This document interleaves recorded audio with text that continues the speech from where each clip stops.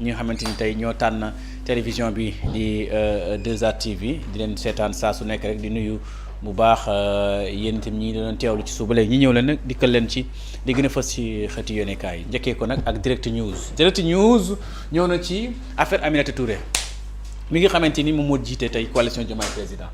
Le rapport de l'IGE atterrit au pôle judiciaire financier. Le contrôle du CSE, une compétence exclusive de la Cour des comptes. Voilà, donc mu ngi noonu mu nekk lu xamante rapport boobu ñu juróon coow mu jëm ci madame Aminata Touré ndax leader bi di Ousmane Sonko moo ko njëkk wax ci Terra meeting mu jur benn polémique léegi nag l'agence judiciaire de l'État jébbal na rapport boobu ci pôle judiciaire financier. Donc l'affaire concerne l'ancien premier ministre Aminata Touré connaît une nouvelle évolution voilà li ko concerne moom am na beneen taxawaay beneen lu ci bees. L'agence judiciaire de l'État a officiellement transmis au pôle judiciaire financier le rapport établi par l'inspection générale d'État concernant le CSE muy gestion bi nga xamante ni madame Aminata Touré bi mu jiitee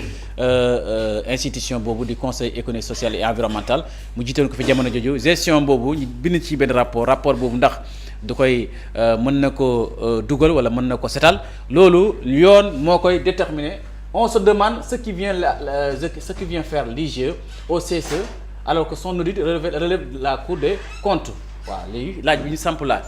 li nga xamante ni compétence su Cour des comptes moo ko waroon def lan la ci IGE dal di wuti donc laaj bi ñu samp la c'est peut-être cause de ce manquement que le président Diomaye parle de rapport commandité waaw loolu moo tax est-ce que bu fekkente ne maanaam la fee ne du compétence su Cour des comptes maanaam du compétence su IGE inspection générale d'État Cour des comptes moo ko waroon def ndaxte yafi CSE la conseil économique social et environnemental nga gis li xamante ni IGE moo ko def te Cour des comptes moo ko def est-ce que loolu moo tax le président Bassirou Diomaye Diakhar Faye ne le rapport commandité la woon Macky Sall ñu ñëw dans l'article 25 de la loi organique du CSE du 28 décembre 2012 relative à son organisation et à son fonctionnement, il y est mentionné que le Conseil économique, social et environnemental jouit d'une autonomie financière et dispose d'un comptable public. Les comptes sont soumis au contrôle de la Cour des comptes. Cela signifie qu'une compétence exclusive est donnée à la Cour des comptes pour contrôler la gestion des fonds alloués au CSE qui sont inscrits au budget général de l'État avec un comptable public, même si le président du CSE est l'ordonnateur des dépenses. Donc fii ba tey ci biir ci ay loi lay wax 25 l'article 25 de la loi organique bi taxawal CSE. maanaam Cour des comptes moo war a saytu CSE pas IGE bon donc loolu na ci IGE defee rapport loolu est-ce que tamit loolu ñu war a xoolaat la justice dana ko gën a leeralal alors nga jàpp ne bokki ba tey ñu ñëw le comptable et le DAF ne devraient pas accepter d'être auditionnés par l'IGE à la place de la Cour des comptes voilà lii te journal bi Direct News moo ko xamle maanaam comptable bu CSE maanaam comptable madame Aminata Touré bi mu nekk présidente CSE ak daafu madame Aminata Touré ci CSE waruñu ne accepter IGE da leen auditionné ndax du doon seen compétence Cour des comptes moo leen war a déglu loolu la journal bi daal donc Aminata Touré a toujours nié ces accusations qualifiant le rapport de fantôme et proposant une audition publique pour clarifier la situation voilà moom it Aminata Touré moom it da souvent nit ki dañ koy sosal tuumal ko moom it mu ëlbati ko waat ne man it da ngeen ma war a leeral la situation bi donc mbokk bi ñu tënkee ci Direct News lu mu xam rek mooy rapport madame Aminata Touré bi ñuy tey agence judiciaire de l'État def pôle judiciaire financière mi ngi wax ne ci loi bi ko tënk moom loi organique bi tënk CSE conseil social économique et social et environnemental mi ngi wax ne Cour des comptes moo waroon def rapport ci moom waaye pas IGE ndax nag muy daaf bi muy li nga xamante mooy comptable bi waruñoo noonu d'accord mukk que IGE dal di auditionné ba def ci ñoom rapport loolu moo tax Bassirou Diomaye Diakhar Faye ne rapport bi c'est le rapport commandité par Macky Sall mbokk yi bu ñu jógee ci Direct News dañuy ñëw ci enquête yéenekaay mi ngi wax coopération la grande offensive Imerassi muy doon démb délégation Imerassi ñëw toog gouvernement bu Sénégal yi ngeen photo Cheikh Diba premier ministre Ousmane Sonko membre du gouvernement mi toog waxtaanee Abu Dhabi tënk fa ay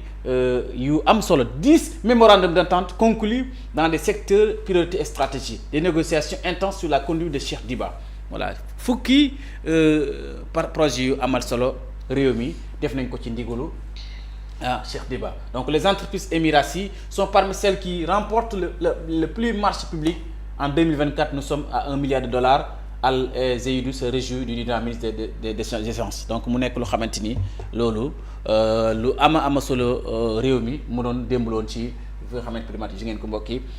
délégation baa ngi nii premier ministre Ousmane Sonko donc ji ngeen Cheikh Diba ministre des finances et du budget mbokk yi bu ñu jógee di ñëw ci l'évidence yéene kaay mu xamal ni ci démantèlement d'un réseau de prostitution en ligne du doy waar ci xew ci réew mi toll na ci 2148 vidéos sexuelles saisies loolu xam nga lu ko fi jot ci àdduna entre budget et inquiétude les députés sonnent l'alarme sur l'avenir de la pêche député yaa ngi di tiit lool ci avenir u pêche napp ndax pression pétrolière et raréfaction du poisson les élus redoutent un impact sur la pêche artisanale donc mun na lu xamante ni député yi ñaxtu nañ ko naqarlu nañ ko di tiit ci lool ci suñu napp ci Sénégal mbokk bu ñu jógee ci l'évidence yéenekaay dañuy dikk ci l'info yéenekaay day ñëw ci transmission du rapport de l'IGE à la justice Mimi Touré livré au pôle judiciaire financier voilà mu ngi noonu loolu la yéenekaay xamle donc l'agent judiciaire de l'État dal dina jël rapport bi jébbal na ko pôle judiciaire financier donc Mimi Touré livré au pôle judiciaire financier loolu la dal di xamle mbokk bu ñu jógee ci l'info yéenekaay dañuy ñëw ci li nga xamante rek moom mooy L'As quotidien L'As yéenekaay ñëwaat na ci Mimi Touré transmission du rapport de l'IGE sur le CSE donc Mimi Touré dans l'œil du cyclone mu ngi noonu alors loolu journal bi dal di moom it xëyee ba tax ne mu nekk lu Mimi Touré moom la xëyee journal bi violence policière et arrestation des journalistes des députés sermonent Bamba Cissé voilà violence bi nga xamante policiers yaa ngi koy def ak jàpp gu ñu jàpp taskatu xibaar yi Bamba Cissé moom député dal nañ ci kawam loolu démbul woon ci assemblée nationale mbokk yi bu ñu jógee ci lu dañuy ci le quotidien yéenekaay bu Madiambal Diagne moo ñu xamal reprise de Teranga l'État nage dans le gage Birame Souleye Diop veut remplacer Cosmos par Petrosen voilà dafa bëgg remplacer Cosmos par Petrosen il faudrait un minimum 6 milliards de dollars pour commencer l'exploitation Birame Souleye Diop moo xam la loolu décret portant l'organisation de la primature ñëwoon nañ ci semaine bi passée le gouvernement accusé de plagiat mu ngi noonu lu doy na waar mu ngi noonu mbokk yi ñu ñëw ci Le Soleil yéenekaay moom la ñuy waxtaanee léegi ci Abu Dhabi ak ndaxte seen projet d'envergure bi concerné wax nañ ci réseau gazier sénégalais wax nañ ci la valorisation des mines de fer wax nañ ci la création de comptoirs de l'or wax nañ ci l'installation d'une unité de production d'engrais wax nañ ci la construction de logements sociaux et la digitalisation des finances publiques mu nekk lu xamante ni lu ama solo la kon mbokk yi ami téléspectateurs yi donc ngeen gis ne Dakar Abu Dhabi daal seen contrat yi liñ tënk ci daje boobu lu ama solo réewum Sénégal bi ndaxte wax nañ ci suñu ressource naturelle bi rawatina ci ressources minières yi mine or phosphate yu yëpp nag indi arab yi ñëw xool nu ñu liggéeyee pour loolu mu amal Sénégal njëriñ ndaxte mu ngi tukki yëpp ngi tukki ci voyage yu Ousmane Sonko ci Abu Dhabi mbokk yi ñëw ci les échos yéenekaay mu ñëwaat na ci procession en ligne bi doy na waar ay ñetti administrateur de site dal di leen mu ci arrêté ñëw ci inculpé placé sous mandat de dépôt depuis plus de 9 mois kooku mooy Tahirou Sarr dëgg yàlla dañ ko mujj déglu alarba bi di ñëw Farba Ngom ñu war ko déglu altine bi di ñëw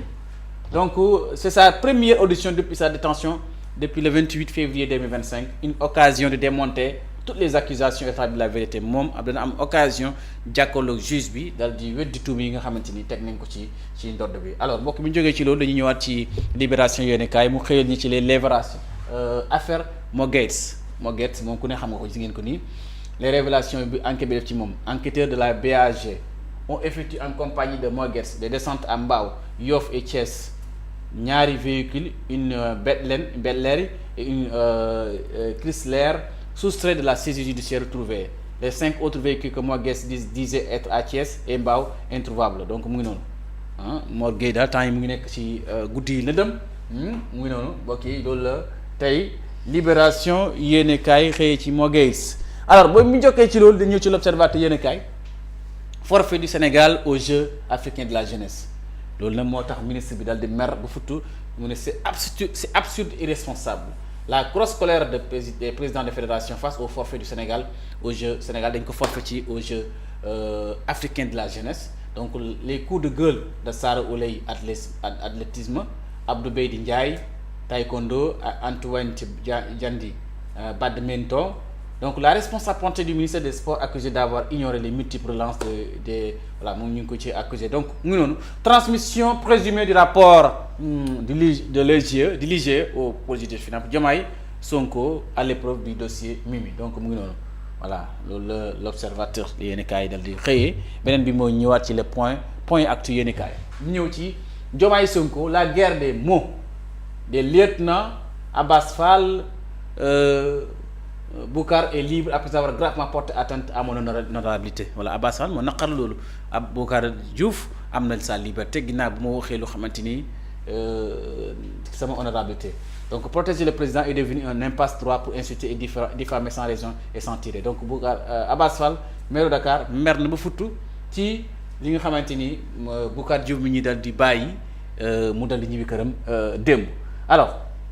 affaire Pape Sané, le journaliste échappe à la prison écope d'un sursis mu ngi noonu Pape Sané dala ne mucc ci dem tëdd prison. Alors mbokk yi bu ñu jógee ci loolu dañuy dikkaat ci source a yéenekaay li mu waxati cyber prostitution muy mbir yu doy waar yoo xamante ni di ko waxtaanee sax ci kàddu dafay xaw a doy waar nga ñëw Boucar Diouf libre après son notation par la sûreté urbaine Abass Fall en rage. Donc loolu neex naqari na lool Abass Fall le fait que Boucar Diouf def la ñibbi te yoon def jàppalewul ko. mbokk yi bu ñu jógee ci loolu dañuy dikk ci tribune yéenekaay muy wax ci aucune charge retenue suite à sa plainte contre Boucar Diouf dikkati na Abass Fall lance une attaque frontale contre Diomaye. Est-ce que noonu la demee est-ce que Abass dafa attaqué njiiti réew mi. Donc ñëw en réponse aux questions des députés le ministre de l'Intérieur de monsieur Bamba Cissé assume son amitié avec Sonko. Dama bëgg Sonko mais je suis un ministre de la République voilà loolu de la maître Bamba Cissé wax mais man daal bëgg naa Sonko. waaye nag ministre de la République vous n'êtes plus l'avocat du premier ministre mais de plus de 18 millions de Sénégalais maintenant République loolu la ko Abdou Mbow wax waaw léegi yàlla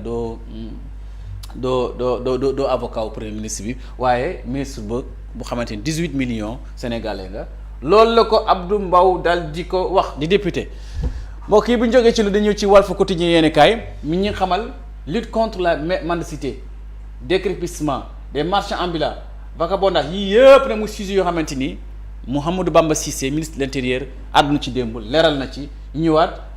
nous voulons instaurer la discipline et nous y arriverons. Donc mu ngi noonu loolu la bëgg dal di jël li mel ni yar jubal teg ko ci même réew ndaxte nag dëgg yàlla am na Sénégal yoo xamante ni ñoom dafa am yoo xamante ni daal mara détail absence du Sénégal aux Jeux africains de la jeunesse le hors-jeu flagrant de Khady Diène Gaye loolu daal merlu na ko Khady Diène mer na ba la fekk Sénégal bokk ci Jeux africains de la jeunesse bi loolu métti na ko mer na ko lool moom merlu na ko trop moom ki nga xamante rek moom mooy ministre bi xëy Mbaye Dione au ministre de la famille tant qu'il n'y a pas une décision de justice vous n'avez pas le droit d'indemnisation loolu la ko Mbaye Dione wax Maïmouna Dièye tant que justice amagul décision ci ay victimes yi amagoo benn décision ci la justice amoo droit nga indemniser ay nit loolu la ko Mbaye Dione wax Maïmouna Dièye. Mbokk yi bu ñu jógee ci loolu dañu ñëw ci yor yéenekaay yéenekaay mu ngi wax ci soupçon de collusion Madiambal Diagne rencontre na benn haut magistrat sénégalais dans la plus grande discrétion yor yéenekaay ko wax donc Madiambal Diagne mu ngi def ay débat pour rek te sag yenn magistrats yi pour xëj na oyofal dossier bi wala mu teggi liñ teg ci dodd bi pour mu mën a ñibbi ci Sénégal ci plateforme. Alors yor yéenekaay moo ko wax mu ne sous le coup d'un mandat d'arrêt international pour le scandale Ellipse Project exilé à Paris Madiambal Diagne a rencontré dans la plus grande discrétion une haute autorité judiciaire sénégalaise. Cette entrevue secrète relance les interrogations sur d'éventuelles collisions au sein de la justice et sur l'influence que pourrait exercer l'exécutif sur ses propres dossiers et ceux de sa famille. Donc mu ngi noonu mbokk yi ngeen gis ne vraiment gis ngeen ko nii ngeen loolu la yor yéenekaay dal di xëyee. Alors vraiment di leen di remercier remercier bu baax a baax fon kii nu tudd Aïssatou merci beaucoup jërëjëf. jërëjëf Elmat jërëjëf ñi ñu doon bàyyi xel bu baax a baax.